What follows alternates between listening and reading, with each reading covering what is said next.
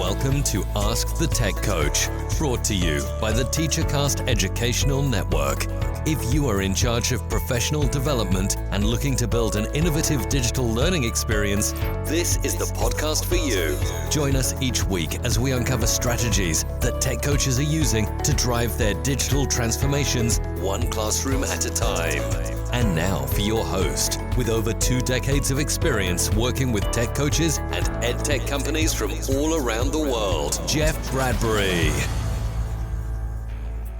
Hello, everybody, and welcome to the TeacherCast Educational Network. My name is Jeff Bradbury. Thank you so much for joining us today and making TeacherCast your home for professional development. This is Ask the Tech Coach podcast, episode number 173. Happy holidays. I hope you're doing well.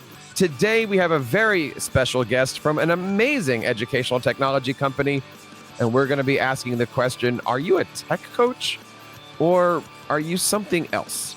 You see, the other day I had an opportunity to speak with my guest about some of the new things that he's got going on. He recently left the classroom and now he's taken on a new role. He's not only working with teachers, he's working with coaches, he's working with IT, he's working with school districts, and his position is quite interesting. So today we're going to ask the question, are you a tech coach or are you a teacher success manager? If this is the first time that you're listening to the show, welcome. I hope you guys have a chance to hit that like and subscribe button. We are Ask the Tech Coach. We are here each and every Monday morning at 6 o'clock, and we are going strong into 2022 with a lot of great episodes all about you and how we can help you be the best instructional coach possible. All of our episodes are going to be found over at AskTheTechCoach.com. Reach out to us on Twitter at AskTheTechCoach and use the hashtag TechCoachEDU. We'd love to have you guys join our TeacherCast Tech Coaches Network. I want to bring on today a good friend of mine. He is a podcaster and I don't know, is it fair to say former teacher but still current educator, Mr. Scott Noon. Scott, how are you today? Welcome to Ask the Tech Coach. Hey, I'm doing great, Jeff. Thanks so much for having me on today.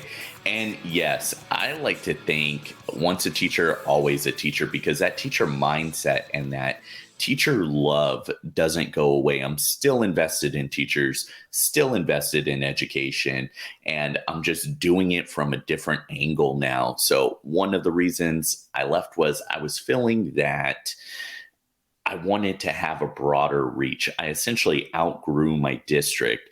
And so now I'm able to not only communicate with teachers, admin, and students locally, not just nationally, but now globally. And I absolutely love that. We're going to certainly deep dive into that. You know, I was at a conference and somebody said the word teacher is a job, educator is a lifestyle. And, you know, it's tough times these years, you know, unfortunately, I think I'm saying years now as we're going into the new year.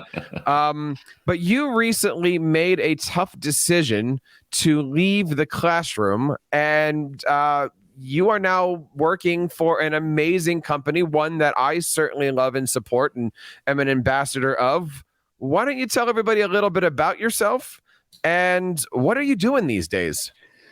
Yeah, thanks so much for asking that question. I think I'll start by sharing that I work for Canva. I'm a district engagement advocate. And what that is in a nutshell, for those somewhat familiar with sales, is I'm essentially an AE, an account executive, a CSM, a customer success manager, and an SDR, a sales district representative, all rolled in one, and throw in a little IT, and you have a district engagement advocate. So we do it all. And I'm bringing my expertise as a former graphic designer, as a former educator, and as a former ed tech coach to kind of round off the position and essentially serve teachers. So that servant leadership that tech coaches have, that doesn't go away.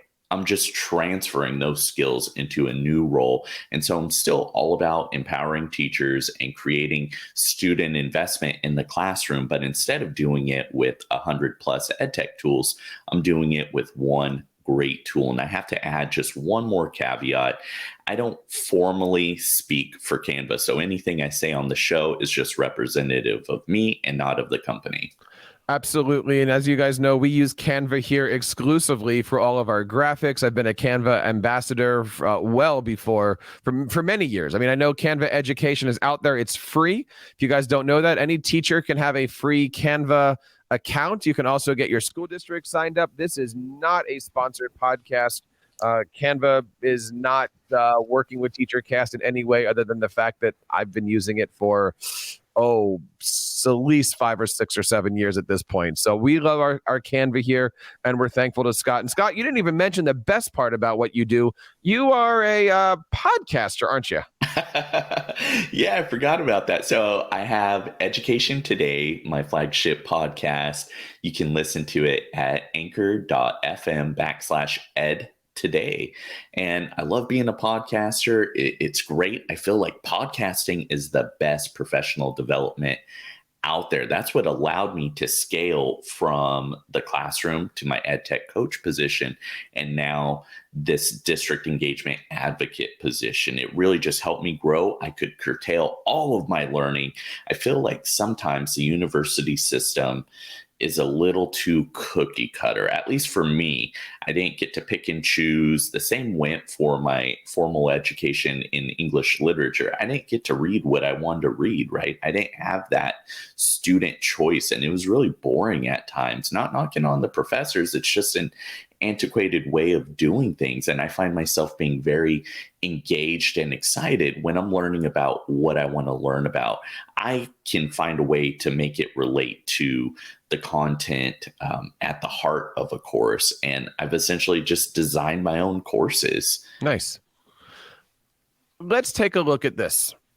We've been trying to figure out over the last 173 episodes, what is a tech coach, instructional coach? What does a tech coach do? How do they do it? And we like to define a tech coach really as somebody who works in the classroom to help teachers learn how to use and implement educational technology, strategies, etc. To my understanding, your role as, and we'll just call it a CSM, a customer success manager, that is also somebody who works with districts, buildings, teachers, etc., the end user, to help them learn how to use and distribute and make use of educational technology. And to your point, instead of a coach having to focus on 100 applications, you are just focusing right now on the one that you are working with, Canva in this case. Do you see any similarities? I know you're new to the role, but between a coach and a CSM? Totally. And just to add and define slightly differently what a tech coach is to me, I feel like it's deeply personal, but what I've come to know the role as, and also district engagement advocate or customer success manager, is this: you're in the business of helping others be a better version, if not the best version of themselves. So you're not dictating what that looks like, but you are empowering others to become the best version of themselves. And as a tech coach, you have that tech angle. Or if you're a content specific instructional coach, you're helping with that specific angle. It's like a specialty, if you will. So I love it. You're getting people to invest in themselves and invest in a skill. One of the things that I love about my position, and I know other tech coaches out there have this same kind of setup that I do, of 1 minute you're working with a teacher, 1 minute you're working with a principal, a next minute you're in pre-K, and then you're working with your district's cabinet members. And I love the fact that I have the opportunity to bounce back and forth. It gives me the opportunity to learn about all those different layers of a school district. I love that it gives me the opportunity to learn how to speak with all those different layers. As an example, working and speaking to a second grade teacher is so different than working and speaking to a high school biology teacher. And of course, it's completely different than speaking to the tech director, the IT lead. I know your position also allows that too, right? You need to bounce back and forth between your end users, working with IT, working with teachers, working with coaches. How has your life as a coach prepared you to be in a CMS role? That's an excellent question. I think having coached and taught through the beginning parts of the pandemic have greatly helped, because in addition to having to be well versed from, in my instance, pre-K through adult ed, and all of the admin and all of the support staff that additionally support those positions, I've had to do that with tech. Pardon me.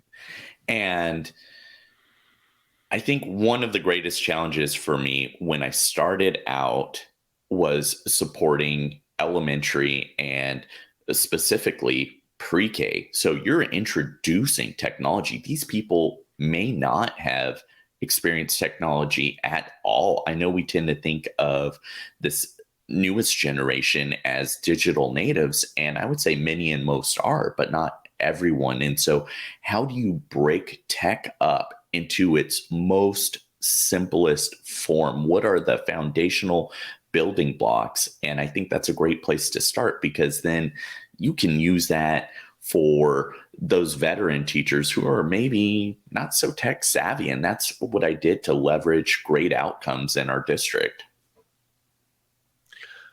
How do you do that? Like, what's your strategy? I know for myself, I am constantly reminding myself of who I'm speaking with, right? And I sometimes, you find yourself speaking to a cabinet member or a principal, and you're like, oh, wait, you're not in second grade. Hold on. And you have to like upshift or downshift, or, you're talking to somebody who clearly does not need to know about lesson plans. They need to know about the IT, the why, the back end reason why you're asking. What's your strategy, especially now that you're working with multiple districts? You might not have a chance to really get to know somebody. How do you upshift and downshift your layer of conversational topics? That's excellent. I think what folks need to get really good at, and it takes practice, is quickly assessing a situation and doing as much homework as you can. So sometimes you'll get thrown into situations where there isn't time for you to do any pre-work to find out what the need of the user or users are. But I would say start there. If you have time, try and do that. And then I would, sorry, I'm looking at a comment from Jeff. It's making me laugh.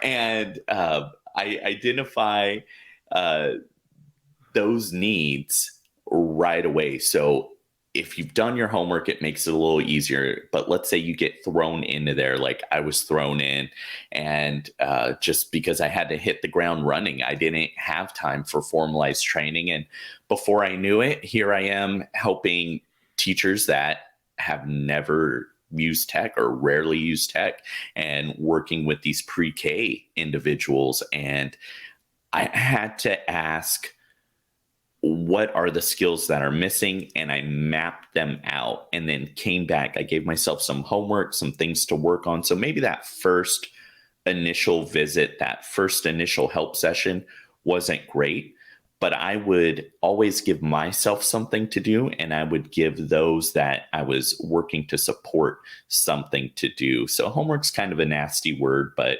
I think most people know what it is. So we would each have essentially task items, right? Or kind of like our call to action after the end of that meeting. And usually by that follow-up or the second follow-up, people would be in a much better place. When we're looking at working on all these different levels, I find myself making sure that at all conversationals and all aspects of the day, I need to be organized. I don't want to ever walk away from a meeting and say, what did we just talk about? Or, go into a certain situation and not be prepared for a conversation, or at least not know the full thing. How did you stay organized as a coach? And I'll throw the same question at you. How did that organizational structure prepare you to now working in a ed tech company? What did you do? What are you using now? Maybe shed some tips, tricks, and maybe some of the tools that you're used to using. Yeah, that's a tough one. I'm still working on my organization. It's always a work in progress. So I don't have like some super polished system that always works and I rely on, and it's so well polished and packaged that I could just give it to anyone and everyone and sell it and it's going to solve the world's problems. That is not my strong suit. But what I have done is I've begged and borrowed from those in my PLN and asked what has worked for them, and then kind of added my own touches to that. Um, I do want to kind of go back to that other question. I thought of something that's really important for tech coaches and customer success managers. The number one thing is rapport. And I'll leave it at that. You need to know who you're serving. You need to identify with them, and you need to find commonalities in order to better serve them. And now back to the organization question, I think that plays a direct part with that. You have to know yourself. How do you tick? What makes you work? Are you like me? Do you need everything kind of on your desktop? Because if you don't see it, you won't know where to look. So for me, that works. But my coworkers, they have a folder and a folder and a folder system that works really well for them. So everybody's needs and styles are going to be different. I say, try one for a while, 2 weeks at least, see how it works. And then if that's not working, then try something else. And go ahead, Jeff. It's interesting because of exactly what you just said, right? Try something and try something else. I remember when we first got into this podcast 170 some episodes ago, I was Google based, and I was what you just said. We're going to put a folder and a folder and a folder. And then you realize that in Google, you can have a folder that's in multiple folders. Oh, that's great. Look at this. But then recently, of 2 years ago, I moved everything over to an Office system. And now everything is organized in Teams and in OneNote and in Docs. And I've been automating a lot of features. And your organizational structure should be constantly evolving, right? It's the one thing that you should always be double checking on. And I always say to teachers, I'm sure you're the same way, 5 minutes a day is certainly better than 45 minutes on the end of a Friday. Always make sure that you're updating yourself. Yes.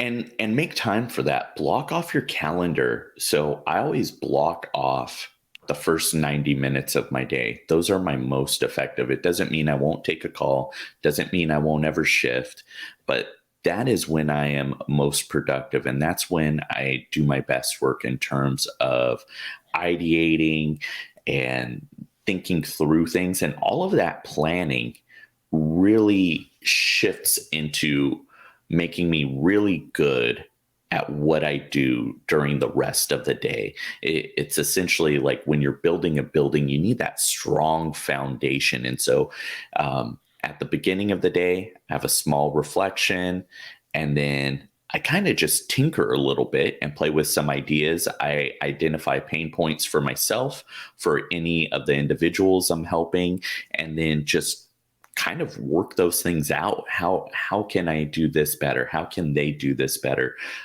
Who out there is an expert? Is there somebody in my PLN I can reach out to? And I just shared this the other day, and I encourage everyone to do the same. This is why I failed as a graphic designer. I didn't have a network before I needed it. So develop your network now and foster that network. Be an active participant in it. So when others need you, you're available, but vice versa. When you need them, they're available. Don't try to look for a new position, a new job, when you've absolutely reached your max. Start considering those options before. Always place yourself in a position to pivot, like many of us have had to do because we were forced to with the pandemic, but always kind of keep that there. And one thing I'll add to the organization piece is at the end of the day, there's always a work reflection. And then at the end of my day, before I go to bed, there's a deeply personal reflection. And that helps. I think many of the most successful people across all fields have some form of reflection. And I think it's Blaise Pascal that said, if people just spent time in silence reflecting, there would be no wars. And I really like that quote. I'm paraphrasing, but I found that highly inspiring. You keep mentioning the concept of working with your PLN, and as a tech coach, and in the time I've spent researching CMS roles and stuff like that, trying to compare these two, there's a lot of similarities to that too, right? I'm sure that you're a part of Absolutely. a team, right? Like you've got a goal that your company is moving in. You've got a goal that your team is moving in.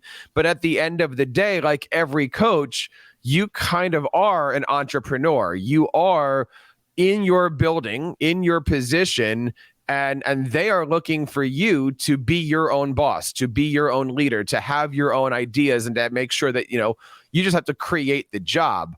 I would assume for you there's a lot of similarities between that aspect of being a team, but also being an individual, and the work you're doing right now in that CMS district level role.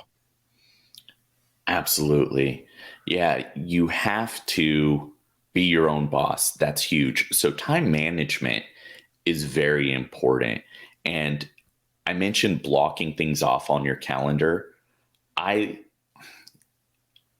don't like it in a sense, but it's the only way I found to achieve more and achieve at a high level. And that's really to live on my calendar.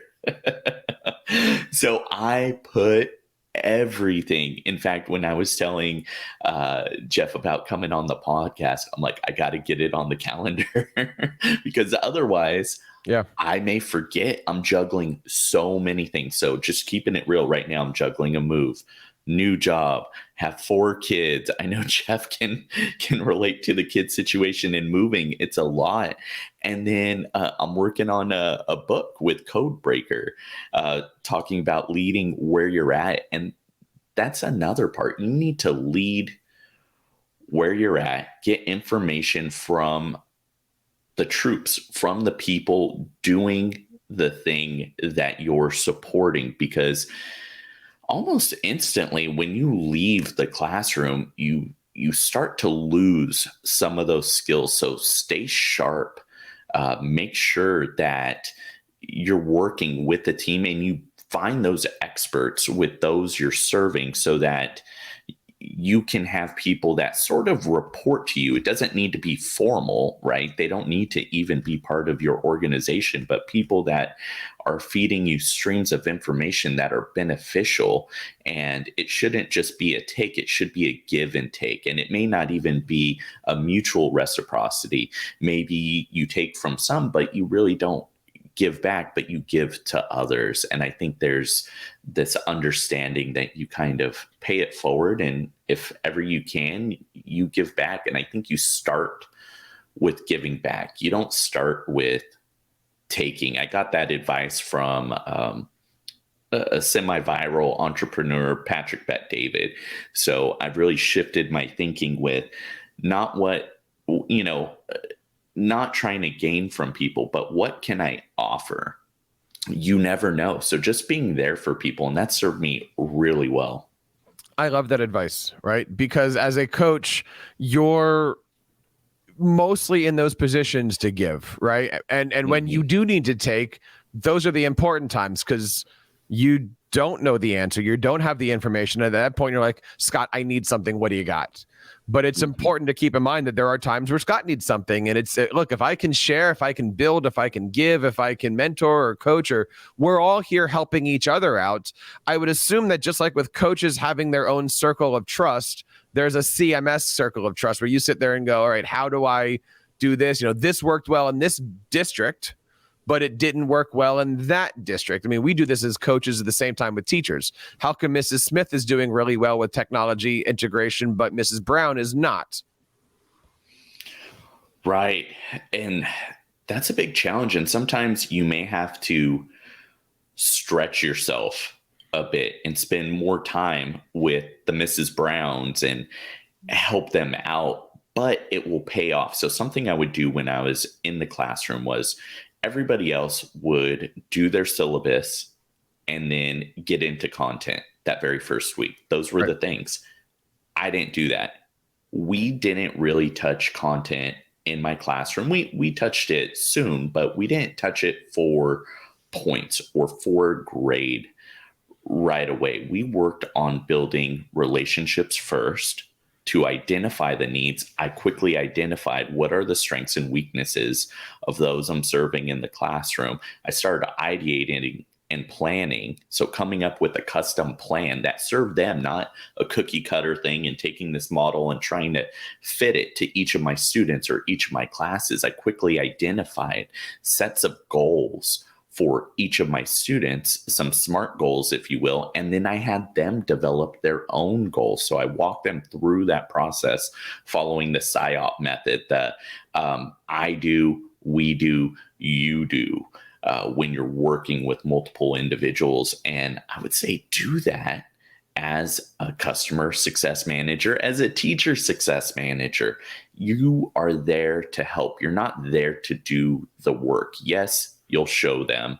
Yes, you can guide them, kind of like the mentor on the hero's journey, bringing in that ELA expertise there.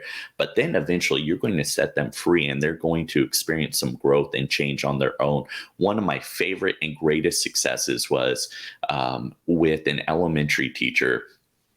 She did not know how to use tech at all. Like, we had to start from the beginning. Like, here's a browser, here's what you do, like the fundamentals. I've been there. Right. It happens, and that's okay. You have to be patient, right? You just have to accept it. You can't get mad. I've been there. I've told that story on the show many times. You're working with somebody who's very much against what you're doing, who you are, and what you represent. And my person didn't know how to share a Google Doc. And it took me like a half an hour of working on personal conversations. Hi, how's your family? How's your kids? What you doing? Did you like what music? All that.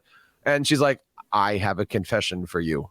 And then after that, we were best friends. And I love those tech coach stories. I'm assuming it's the same way when you're a district's like, yeah, we don't do this yet. And these are the reasons why. Right. And with that user, they're very much like that. Like, their confession was, not only do I not like tech, not only do I not want to use tech, I hate tech. And I'm like, oh no. I said, give me a couple sessions.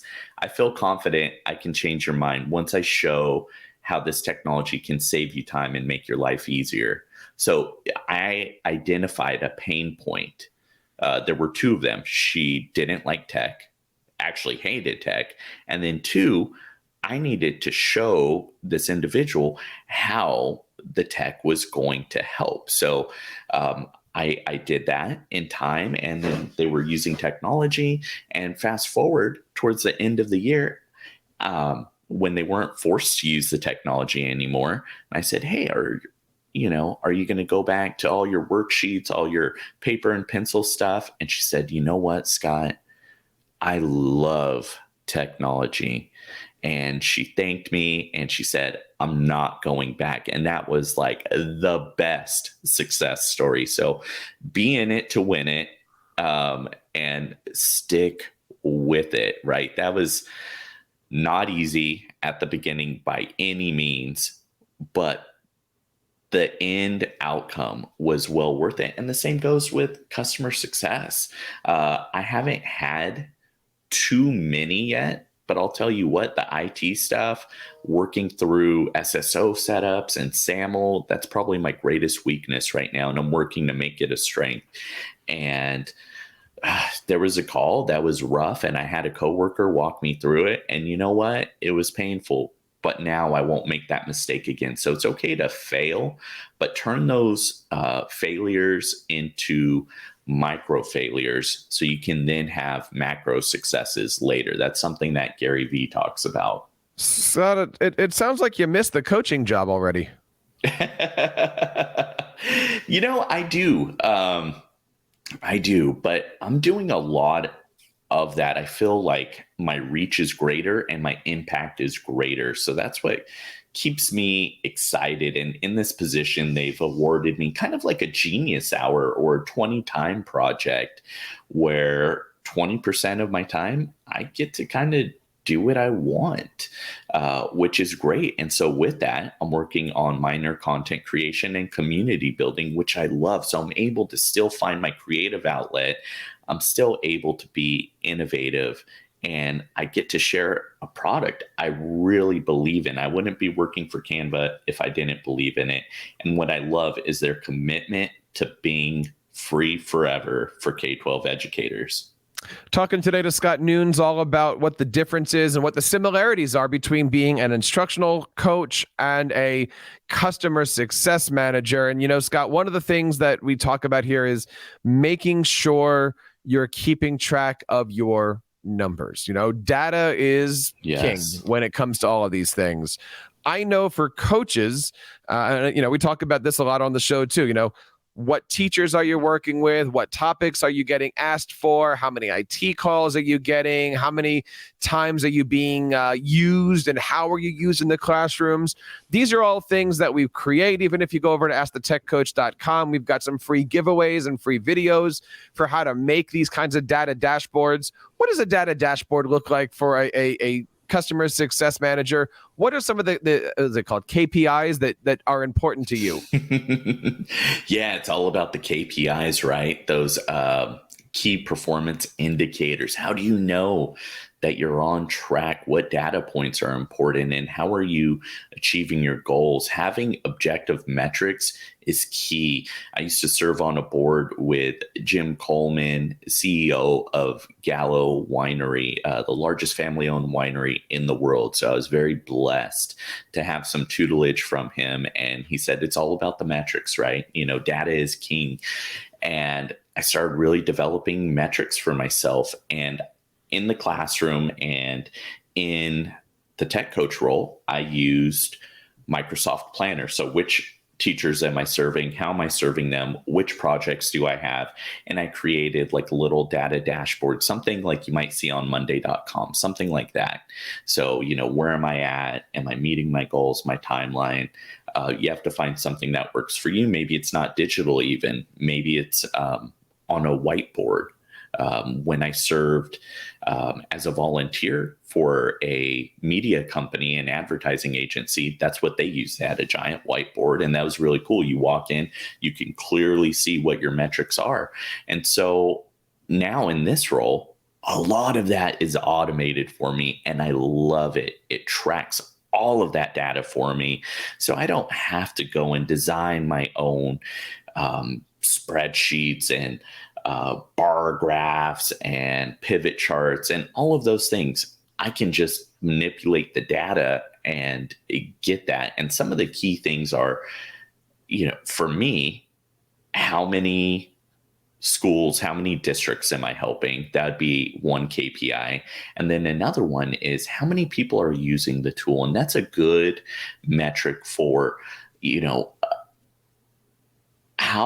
how well I am doing at showcasing all of the things that this tool can do. So for example, with Canva, it's awesome at the 4 C's. It does them all. I feel like this is a tool that can genuinely help all educators in achieving the 4 C's. Plus, it will save you money and also has the potential, will save you time.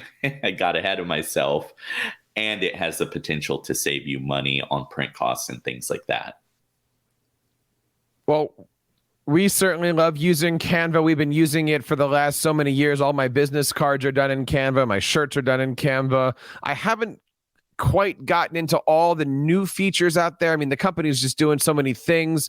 You've got video, you got graphics, you got animated things, you got integrations with all the different apps. It works with Microsoft Teams. What can't Canva do? What are some of the things that you're excited about with Canva in the future here? I'm not asking you to give away any of the trade secrets now, but this is the end of the podcast, and yes. I don't know who's still listening. So now's a great time to share all the secrets. What can we be looking forward to in the future with Canva? Ooh, as far as new features, you're right. I can't share those, but I but there are a lot. And I think of that song, You Ain't Seen Nothing Yet. So I like to add on top of what you said, is there anything you can't do in Canva? I would agree. Test that product out. Break it. Show me what it can't do. Let me take that back to our amazing design and engineering team, and let's make that dream a reality. Because if you can dream it, you can do it with Canva. A few of the most recent tools that I want to highlight are the Draw tool that's in beta. Tisha Richmond's been doing a great job showcasing what that can do for things like sketch notes. Stacy Rashawn has busted out her Wacom board and showed how you can use it for math lessons and in conjunction with Flipgrid. Canva app smashes super well. I just did a show with Flipgrid where we showed many of the different ways, but not even all the ways, because there's so many of the ways that you can app smash Canva with products like Flipgrid. And then lastly, the background removal tool. In fact, Jeff, we were playing with that right before the show. Our buddy Absolutely. Tim Cavey showed us how to do that cool glow feature. So that's something the both of us may be using in the future. There's a lot of great things that you can do over there with Canva. And of course, we've got some great Canva tutorials over on TeacherCast. And if you go to teachercast.net/YouTube, you can check all those things out. And who knows, maybe you'll see a few more things going on between Jeff and Scott. I'm putting you on the spot here for a second. You never know. Scott, where do we find out more about the great things that you're doing? And please plug your podcast. Yes. So I'm most active on social media on Twitter, but you can follow me on Twitter, Twitch, YouTube, and Facebook at Mr. Noons Teach. You can follow the podcast Education Today at anchor.fm/edtoday.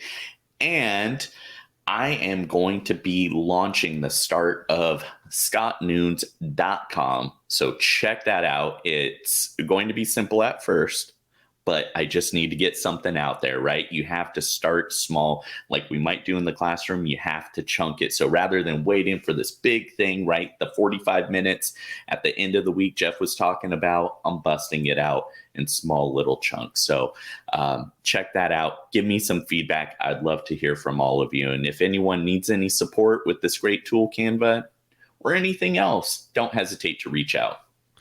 Scott, I want to say thank you so much for coming on the show and sharing with this. I've been thinking about this whole concept over the last few weeks of teacher success manager, right? Can we officially call ourselves teacher success managers? We are that person that gets to be a part of a team, yet we're our own individual entrepreneurs. We are creating content. We're bouncing all around. Our calendar is our guide, and yet we're still focusing on things like making sure that SAMR, 4Cs, etc. are running rampant. If I've said it once on this show, I've said it 100 times. You can help a teacher that's helping 30 students. If you help a principal, you're helping 30 teachers. If you help a superintendent, you're helping 30 buildings. And if you can help 30 school districts, just look at the differences that you can make in the world. I truly believe that as an instructional coach, we are out here doing the best that we can each and every day to help our students learn these digital learning skills. We're not here to teach technology. We're here to make sure that we are enhancing the curriculum through our digital learning skills. And that really is the basis of this podcast. If you look back over the last 12 months, we started doing a book conversation on Coaching Matters, where we've looked at what is a coach, how does it work, what's the importance of having an administrative team that supports you, how do you get in. We did a lot of work with friends like Scott and other great ed tech companies to talk about how we can leverage not only the educational technology in the classroom, but our friends making the educational technology and how we can merge all of that together. And I am really looking forward to some of the great things that are going to be happening here in 2022. Guys, that wraps up the 2021 episodes of Ask the Tech Coach. I hope you found this great. If you do, please do me a favor, hit that subscribe button, click on that like button. You can, of course, join our free TeacherCast Tech Coaches Network. by heading over to askthetechcoach.com, signing up. We have almost 400 instructional coaches all there at the same time working together to support each other. I'm going to make sure that Scott's in there too, so that way he can support us with his Canva needs. But we want to make sure that we're giving you guys the best show possible. Check it out over there. And of course, you can always reach out to us on Twitter at AskTheTechCoach. Guys, on behalf of everybody here in the TeacherCast Educational Network, my name is Jeff Bradbury, and on behalf of my co-host Sue Vincent, I hope you have a great and healthy holiday month, time of year, whatever this is. We are going to be back in the early parts of January with a lot of great topics, a lot of great shows, and we hope that you guys have an opportunity to check us out. Don't forget to like, subscribe, and share this with your TeacherCast Tech Coaches Network people. Guys, keep up the great work in your classrooms. Continue sharing your passions. Happy holidays, and we'll see you in 2022. You've been listening to Ask the Tech Coach, hosted by Jeff Bradbury of the TeacherCast Educational Network. Please reach out to the show with all of your questions on Twitter at AskTheTechCoach or online at www.askthetechcoach.com. Be sure to subscribe to our podcast so you don't miss any future episodes. And please take a moment to write a review in the App Store.